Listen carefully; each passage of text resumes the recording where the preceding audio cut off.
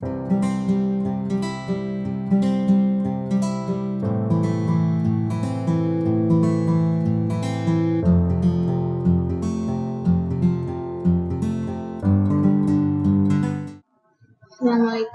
warahmatullahi wabarakatuh. Kali ini kita akan membahas tentang fisiologi, yaitu sistem kapiler.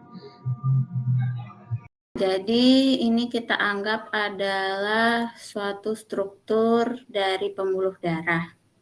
Ya, memang agak tidak terlalu lurus, tapi lumayan lah.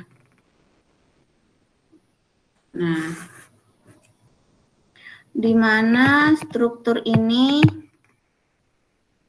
ya sangat erat kaitannya dengan arteri dan vena.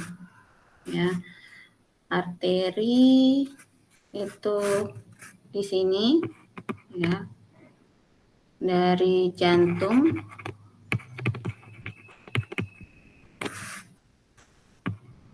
Sedangkan vena itu di sini, menuju jantung.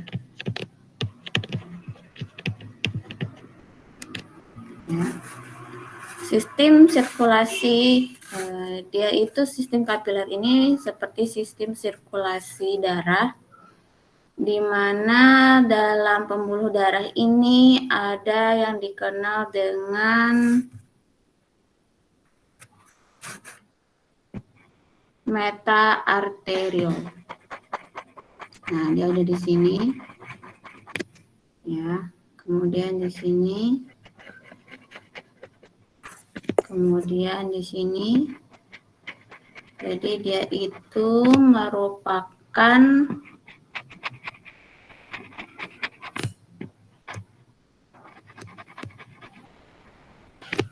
pembuluh darah singkat pada mikrosirkulasi yang menghubungkan arteri dan kapiler. Ini namanya adalah meta arteriole. Meta arteriole. Nah, di bagian pembuluh darah kapiler ini ya ada sphincter.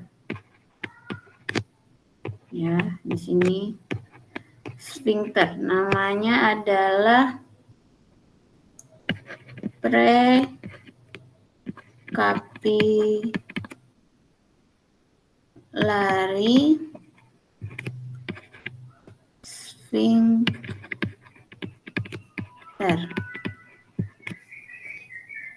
Jadi sphincter ini merupakan otot polos yang menghubungkan aliran darah dari dan di kapiler. Jadi sphincter ini fungsinya untuk agar pembuluh darah bisa vasodilatasi dan vasokonstriksi. Di mana vasodilatasi pembuluh darahnya melebar dan vasokonstriksi pembuluh darahnya mengecil. Nah, tadi dikatakan endothelial sel endotelial. Dia itu bentuknya seperti ini. Jadi kalau dilakukan memanjang gitu, dia seperti ini.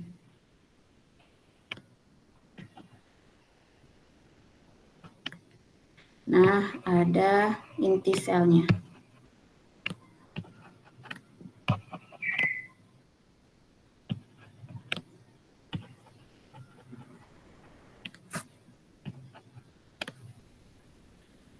Nah, di sini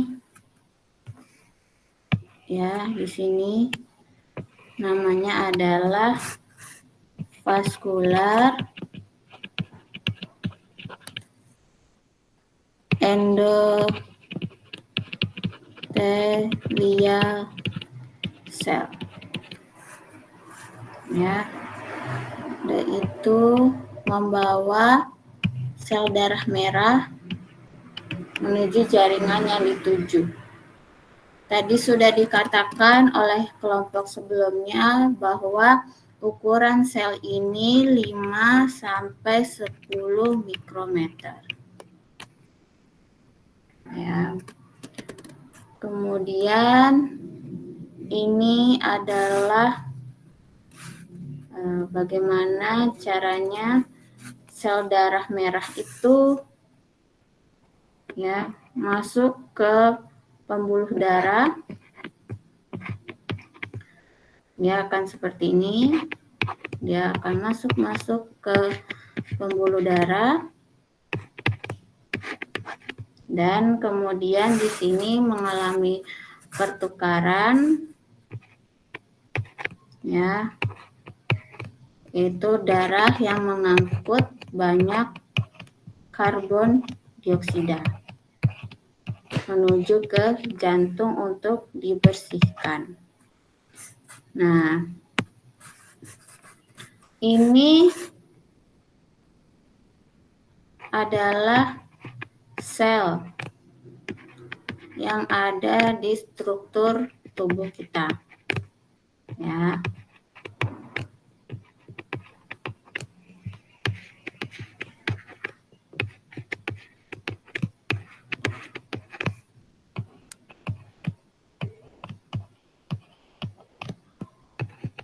Jadi di sini nanti akan terjadinya pertukaran gas. Kemudian di bagian luarnya ya dari sel-sel ini itu ada cairan nih. Jadi nggak melulu semuanya itu penuh dengan sel ya, tapi ada cairannya. Nah, cairan ini dinamakan cairan interstisial. Ya. Nah, begitu cara kerjanya dari pembuluh darah. Kemudian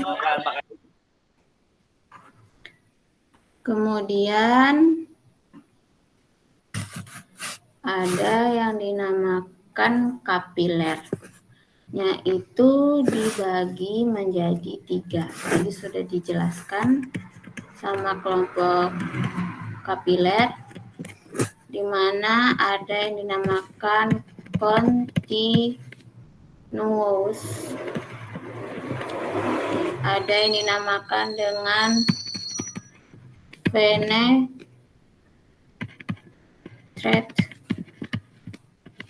dan ada yang dinamakan dengan sinusoid.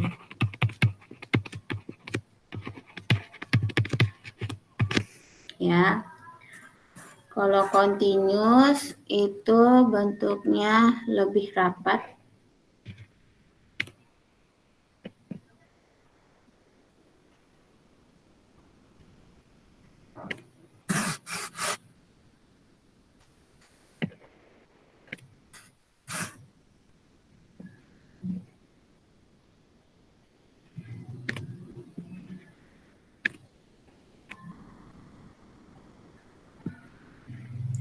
Continuous ini bentuknya lebih rapat ya. Ini inti selnya. Nah, tengahnya namanya lumen. Ini namanya adalah sitoplasma. Nah, ini nukleusnya. Ini adalah membran.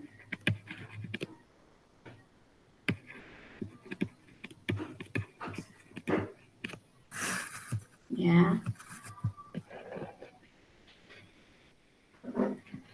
Nah, ini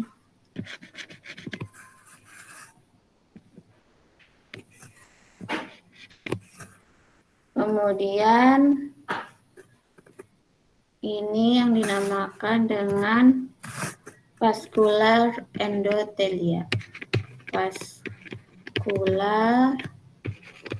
endothelial cell. Nah, di sini kan ada jarak ya. Nah, jarak ini dikenal dengan intercellular cleft. Jadi kalau diperbesar intercellular cleft-nya kayak gini. Jadi ini sel-selnya.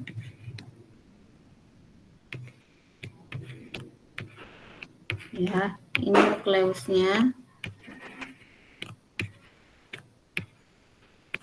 Nah, dia kalau ada jarak ini namanya intercellular cleft. Nah, ini masuk ke dalam continuous.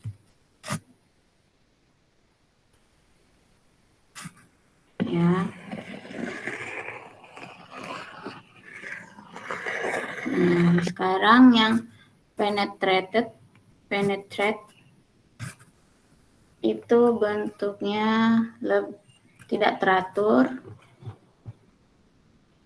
dan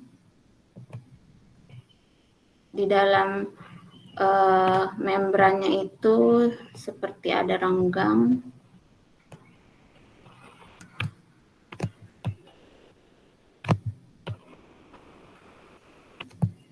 Jadi ada hole atau bolongan di membrannya ini.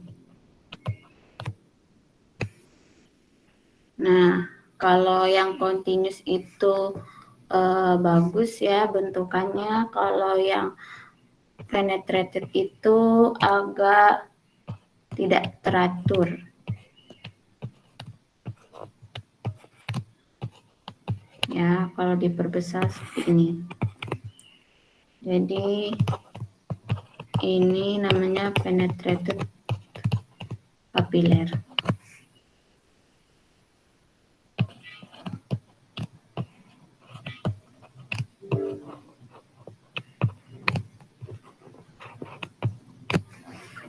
Nah,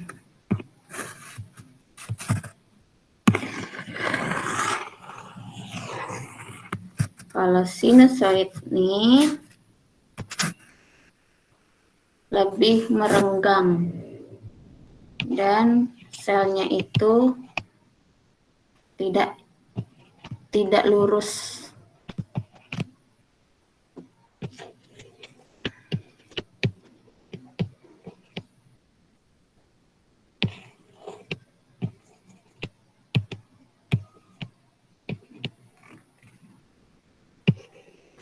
Tidak beraturan. Mungkin kalau lumennya seperti ini.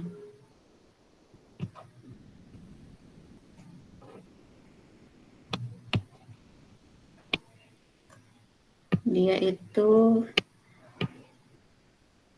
lumennya atau membrannya itu merenggang.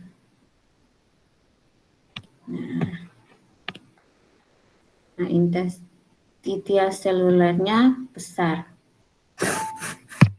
Nah, ini lumennya.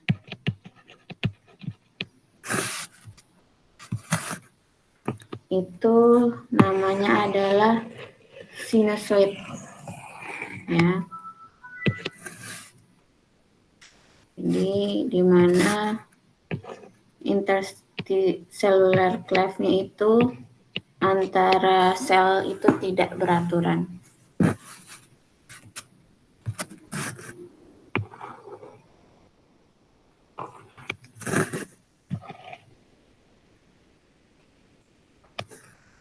Oke. Kemudian yang ketiga ini adalah bagaimana caranya pertukaran dari kapiler ya. Ini adalah membrannya.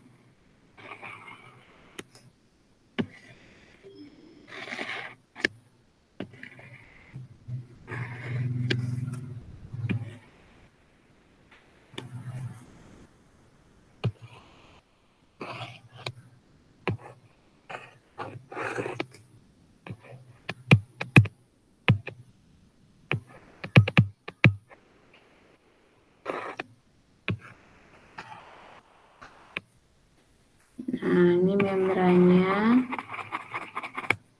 Ini nukleusnya. Nukleus dari si pembuluh darah. Nukleus dari lapisan kapilernya. Nah, ini ya, ini adalah tempat dari sel darah merah.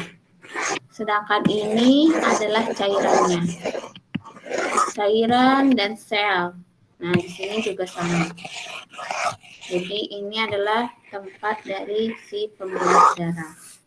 Kemudian sel itu yang di sini ada yang namanya sel organnya ya.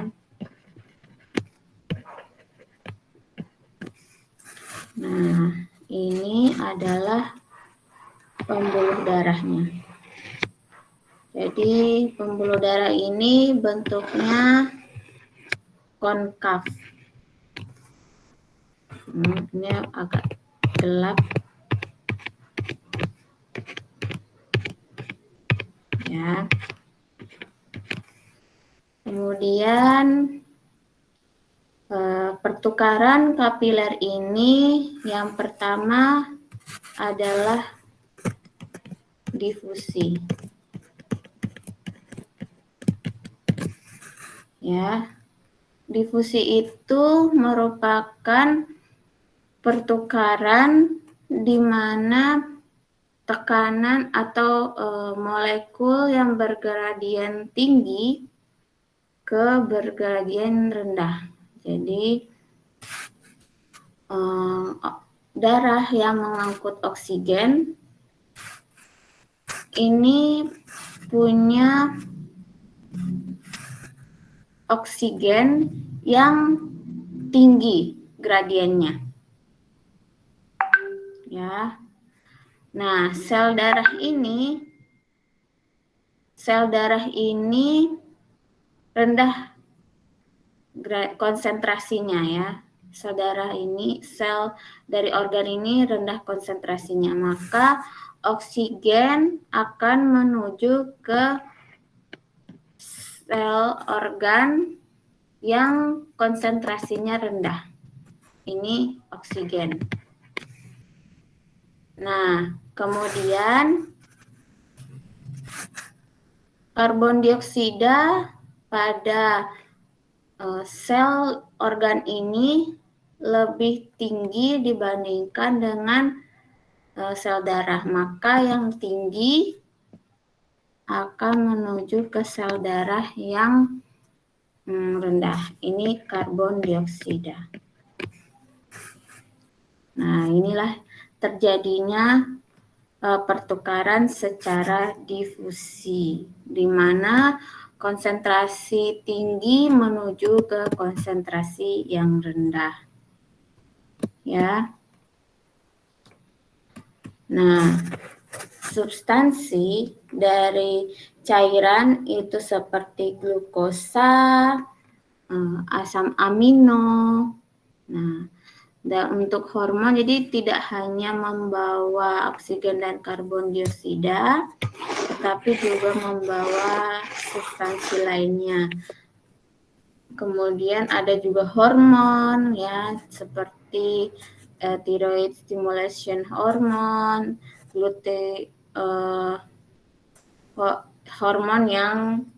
hormon lain. Kemudian ada vitamin, yaitu vitamin misalnya B, vitamin C.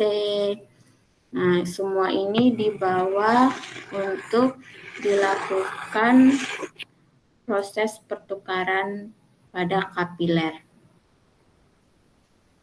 Nah, kemudian yang kedua itu ada pertukaran dinamanya transitosis.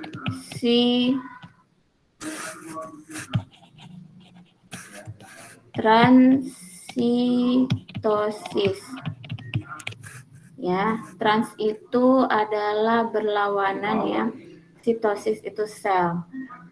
Nah, jadi dia itu bentuknya dalam pertukaran kapilernya seperti ini, di mana sel membran itu ya akan masuk melalui substansi-substansi dari yang dibawa oleh pembuluh darah akan masuk ke membran ya. Nah ini seperti ini dia, jadi sel membrannya seperti memakan ya, kemudian memasukkan dan mengeluarkan. Jadi ini namanya adalah endositosis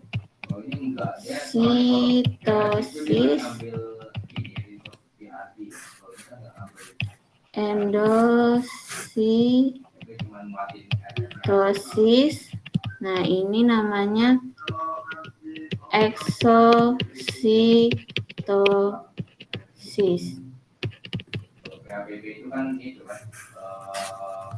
Nih, jadi dia menuju ke sini, baru keluar ke exositosisnya. Nah, ini dinamakan dengan pinocytic vesicle.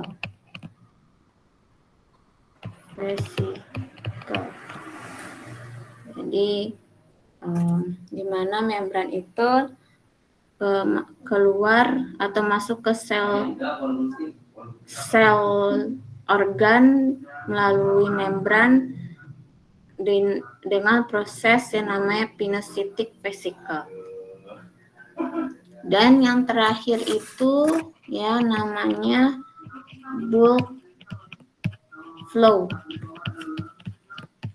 Ya. Bulk flow itu merupakan kontrol gerakan ion dan perbedaan molekul dan partikel. Jadi bulk flow ini lebih ke molekul-molekul yang besar ya, yang dalam jumlahnya banyak. Nah, ini dinamakan dengan dinamakan dengan filtrasi, reabsorpsi. Nah, tadi juga dijelaskan oleh teman kalian ada yang namanya tekanan hidrostatik. Ya. Nah, dan tekanan osmotik. Nah, ini bulk flow. Ya. Nah, di antara sel-sel organ ini ada yang namanya cairan tadi yang Ibu sebutkan, namanya adalah cairan interstitial. Nah, disinilah adanya pertukaran antara zat-zat ya, zat misalnya zat lemak, glukosa, asam amino, hormon, vitamin, zat-zat sampah ya. Dia tuh bisa masuk dan keluar, bisa pakai interstitial cleft yang di sini ya. Ya, di interstitial cleft-nya di antara sel organ pembuluh darah, tetapi juga dia bisa membelah ya di bagian membran ini. Jadi ketika dia itu seperti ada hole atau bolongan. Nah, di sini ada namanya masuk dan ada proses keluar juga oleh bolongan-bolongan yang ada di sel membran. Nah, seperti itu. Kemudian berbicara tentang bagaimana pertukaran dari pembuluh darah tersebut, ya, pembuluh darah kapiler. Nah, ini adalah membrannya.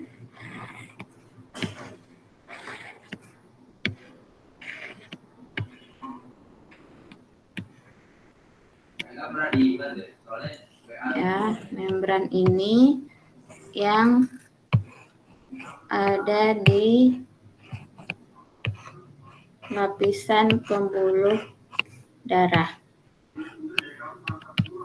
Nah, ini adalah tadi lapisan membran dari pembuluh darah. Nah, ini dari arteri, ya, ini pembuluh darah arteri, dan ini adalah pembuluh darah venanya. Nah, biasanya tekanannya itu adalah 35 mmHg. Nah, dia akan keluar ke vena, ya, biasanya tekanannya 16 mmHg. Nah, kemudian dari tekanannya itu biasanya tengah-tengahnya itu ada di tekanan 26 mmHg. Nah, ini adalah sel organnya.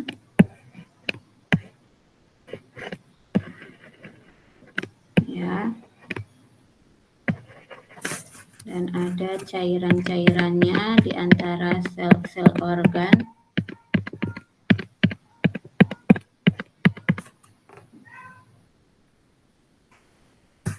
Nah, dia itu pada arteri tekanannya akan membuat pembuluh darah melebar.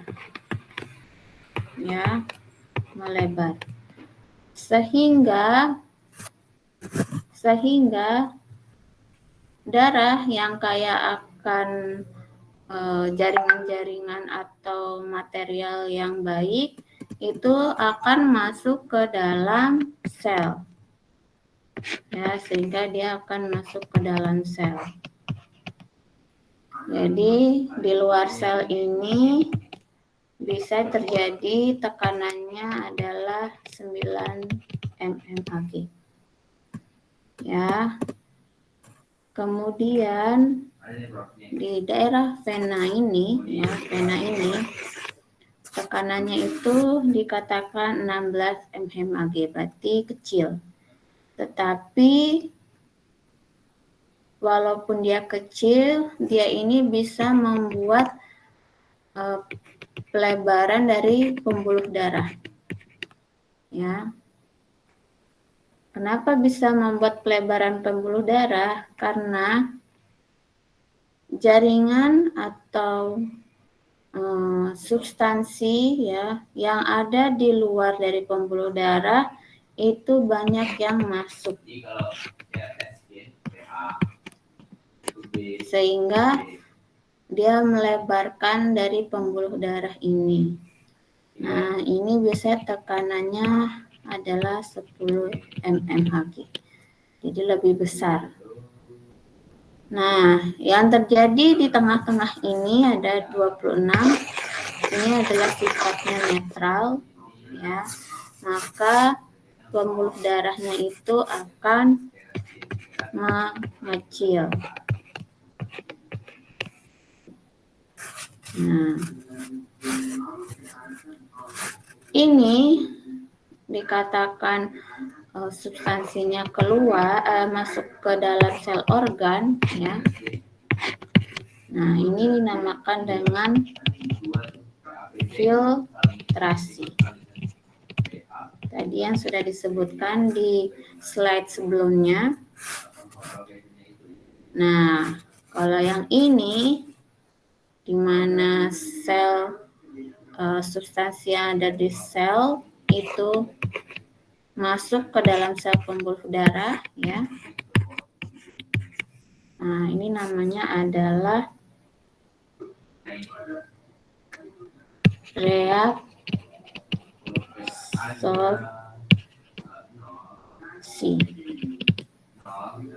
Jadi masuknya substansi ke dalam pembuluh darah.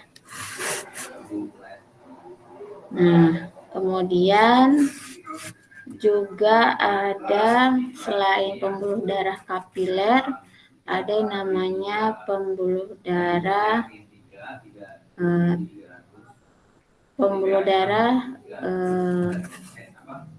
yang ada di sekitar jaringan.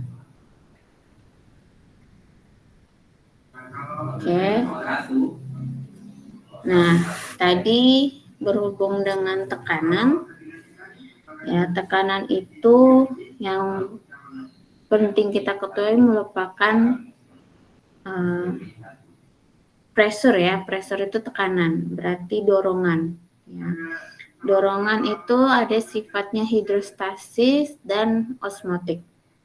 Kalau hidrostasis itu yang dorongan yang ada di dalam pembuluh darah, hidrostatik. Kalau osmotik yaitu bagaimana caranya tekanan itu dapat menghentikan transfer cairan semi permeable. Jadi ini tekanan hidrostatik. Nah, ini ada tekanan osmotik, ya, yang menghalangi agar tidak ada terjadinya transfer cairan semi permeable.